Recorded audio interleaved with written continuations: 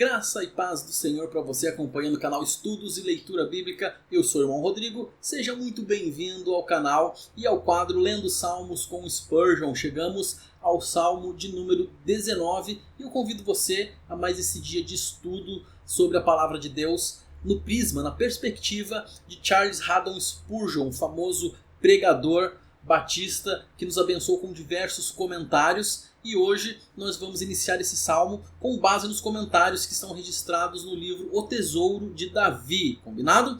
Bom, vamos iniciar então. Em relação ao título, ao mestre de canto, Salmo de Davi.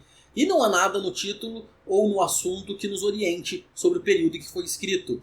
O título de algumas versões, especialmente da NAA, que foi aqui a versão que eu utilizei, traz ali a excelência da criação e da palavra de Deus. E realmente vai falar sobre a criação, sobre a natureza, e é muito interessante esse versículo, né? O início dele é bastante conhecido, mas ele é bem profundo, bastante interessante para o nosso estudo. Bom, na juventude, o salmista vigiava o rebanho do seu pai, Davi. Davi é o autor deste salmo. Spurgeon assume que era um tempo em que ele tinha oportunidade da contemplação da natureza, e então Spurgeon cita os dois grandes livros de Deus, a natureza e a Bíblia. Na teologia nós temos então a distinção da revelação geral, que seria a natureza, a criação, onde qualquer um pode observar, né? Como diz em Romanos 1, que todo homem é indesculpável, porque tem a revelação geral para assumir, para chegar à conclusão da existência de Deus. E nós temos a Bíblia Sagrada, que é a revelação especial.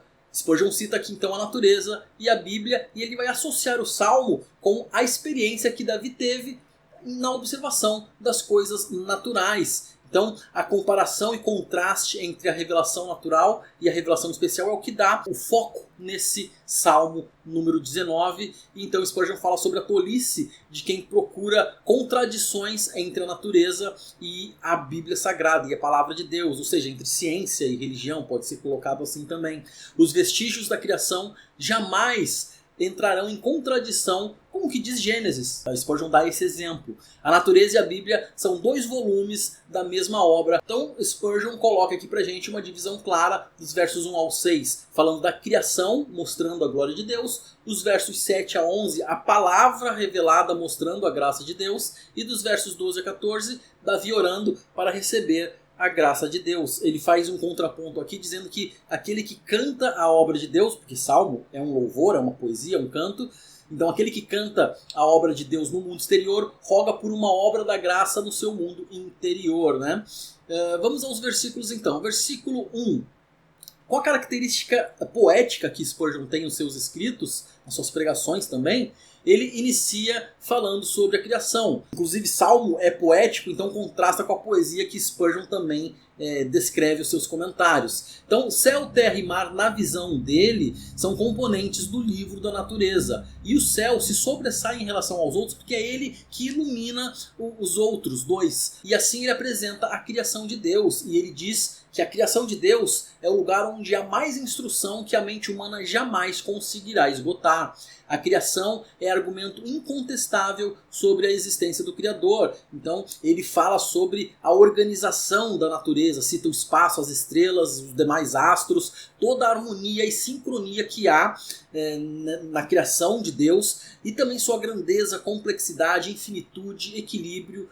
Todas essas coisas testemunham sobre a existência do nosso Criador. Quem olha o firmamento e se qualifica como ateu é tolo ou mentiroso, segundo ele. E da mesma forma, né, para um outro lado, é estranho que quem ama a Deus tenha receio, tenha medo, temor de estudar a sua criação, contrapondo fé e religião. E ele diz que cada uma tem o seu fundamento e que uma só vai trazer luz sobre a outra. Então não há por que temer a ciência, ou temer os estudos da natureza.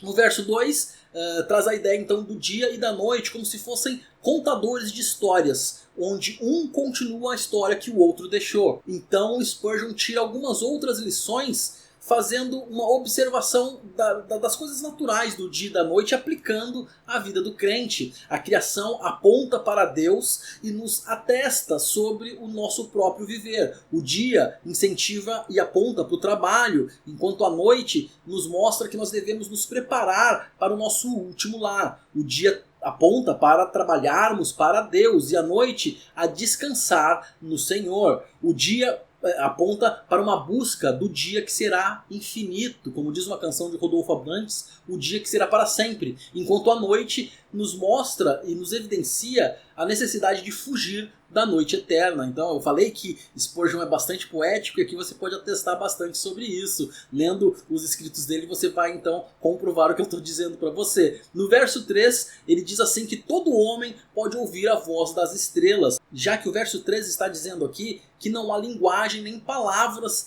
neles, ou seja, no que foi citado no verso anterior, no dia e na noite. Então a criação torna o homem indesculpável. Spurgeon vai falar um pouco sobre isso e fala sobre o sol, a lua e as estrelas serem os pregadores itinerantes de Deus. Verso 4, os corpos celestes se movem em silêncio, retomando a ideia de não ter palavras do verso anterior, mas ensinam aos ouvidos daqueles que têm razão, daqueles que buscam ouvir, né, com fé. Então, um trocadilho aqui, né, sobre as palavras da natureza, que são como palavras de surdos e mudos, como a língua de sinais.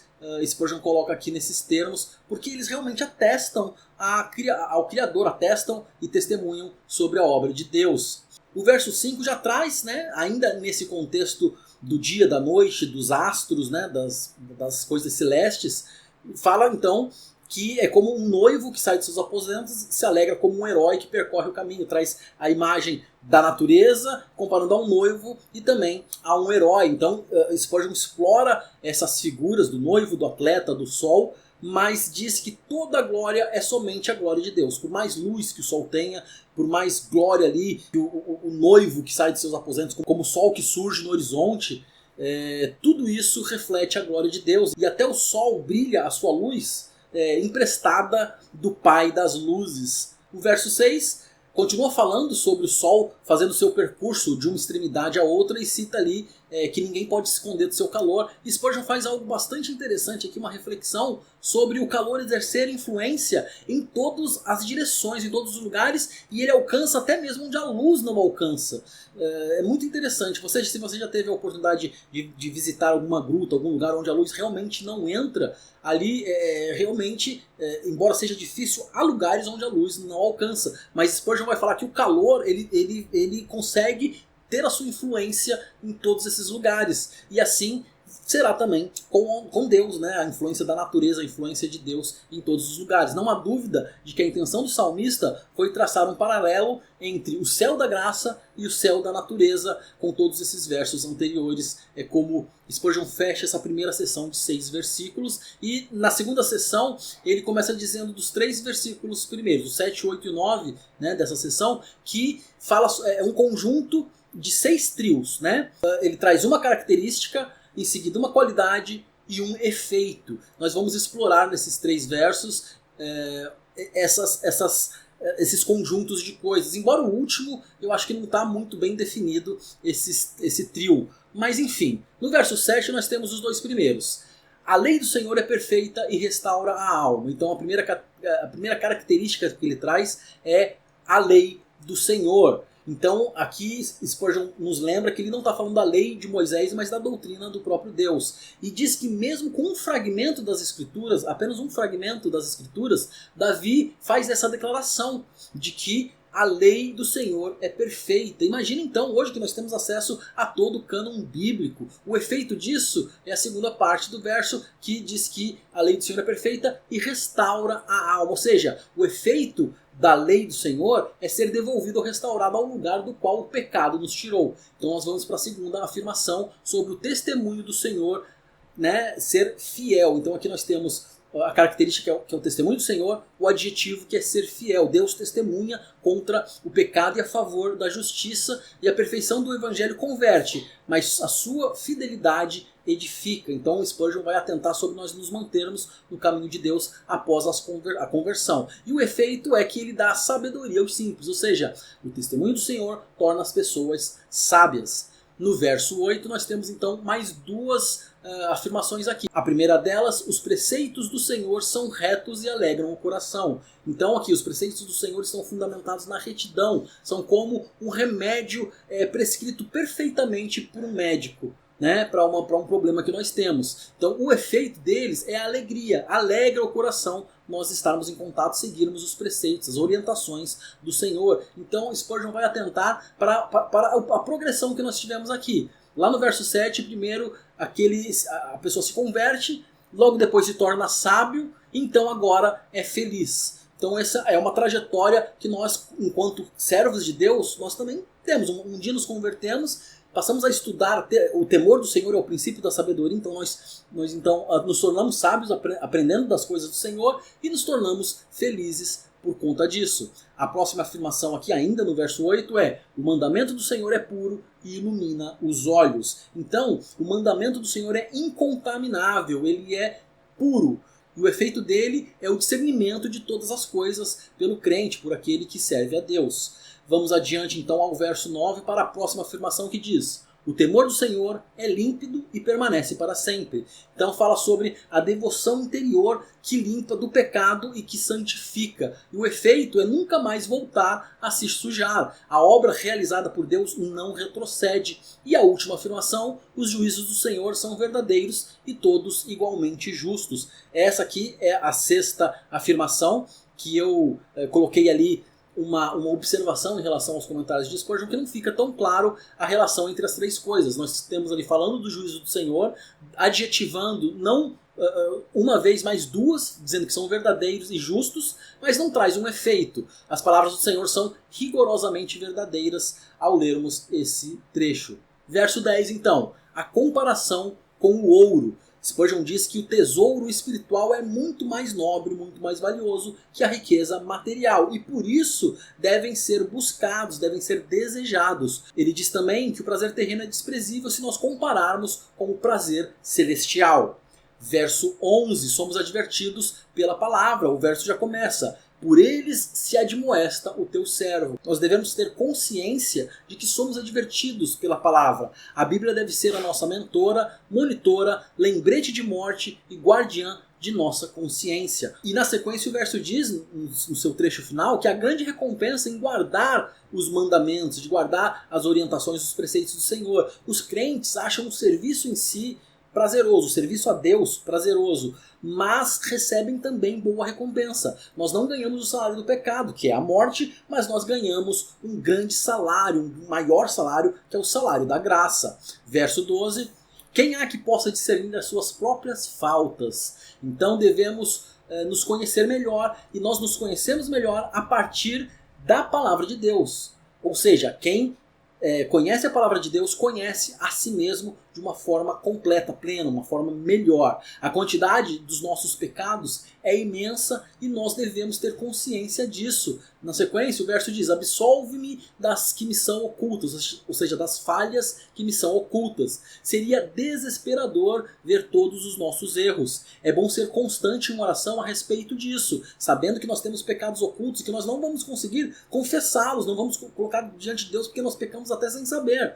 E aí Spurgeon inclusive ataca o ensinamento católico sobre a confissão, o decreto que instituiu a confissão na Igreja Católica, dizendo que nós não podemos contar nossos pecados, né? A Igreja Católica acredita que quando você vai e confessa a um padre, você está livre daqueles pecados que você confessou, e incentivam a prática de confessar os pecados sempre que você, frequentemente, né, de maneira rotineira, para que você lembre dos pecados que cometeu. Mas existem pecados que estão fora da nossa alçada e não podemos contar. Não que confessar os pecados seja errado, nós devemos sim confessar nossos pecados, mas saber que temos pecados ocultos. Verso 13, também da soberba guarda o teu servo, que ela não me domine. Esta é uma oração que ensina que os santos podem cair no pior dos pecados. Apenas a graça pode nos conter de cair em pecados. Apenas a graça de Deus que nos segura. Portanto, nós temos que vigiar e orar para que não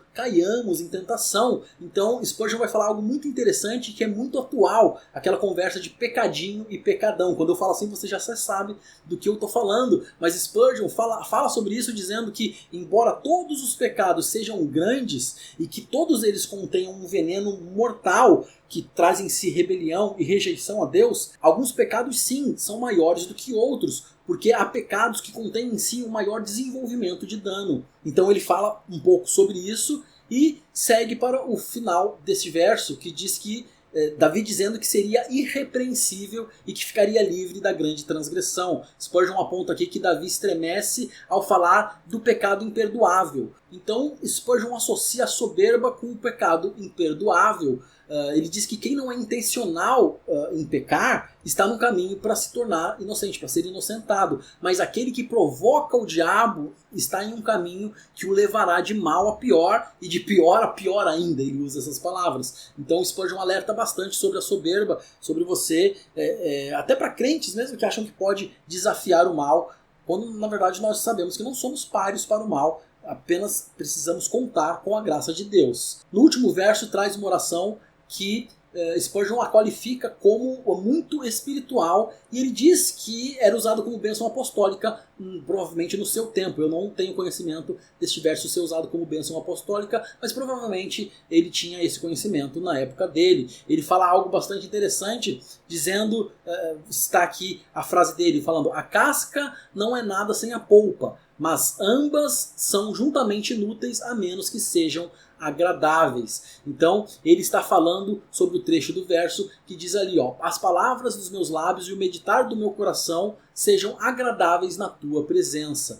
Então nós precisamos realmente fazer a vontade de Deus e agradá-lo. Nada adianta nós agirmos bem, nós procurarmos seguir os conselhos de Deus como leis que nos levarão a uma recompensa, mas nós precisamos ser agradáveis a Deus. Se não formos agradáveis, tudo é inútil. Então é isso, o salmo que começou com os céus termina com aquele cuja glória enche os céus e a terra.